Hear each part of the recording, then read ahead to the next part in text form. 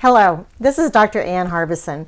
I spent the last 20 years traveling the globe, working with leadership teams, helping them understand that a crisis, a time of turmoil and uncertainty and transition, can actually be the ideal time to bring out the talent, innovation, and the true convictions and passions of their organizations.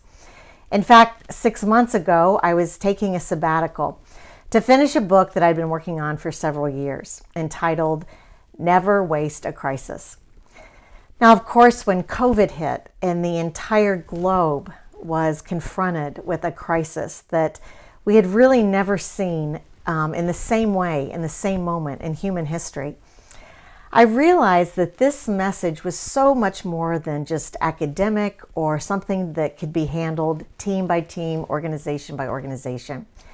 It challenged me to find ways to reach out to companies, to leaders, to organizations in different virtual formats, to share the wisdom that I've learned, the research that I've been pursuing for the last 20 years, and to engage in a deep, enriching, creative dialogue about what we need from each other to make this a time of growth and even transformation.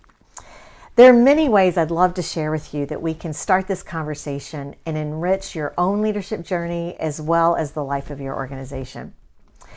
First of all, I'm working with individual leaders to really understand the classic traps that they can fall into when leading others through crisis.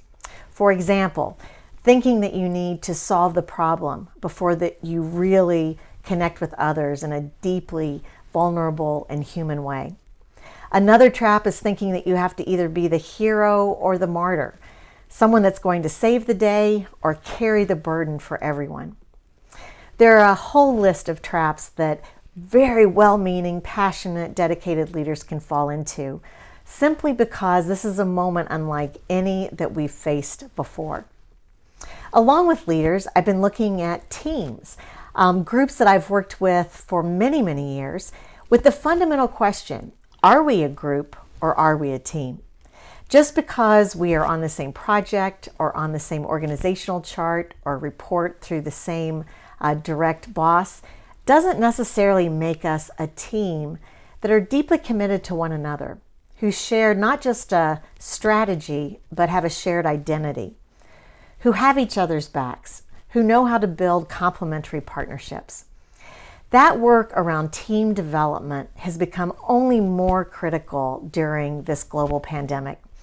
Even for the global teams I've worked with who have been virtual for quite a long time, they are finding new ways to connect in very intimate, creative, sustainable formats. And that's something that I'd love to share with you.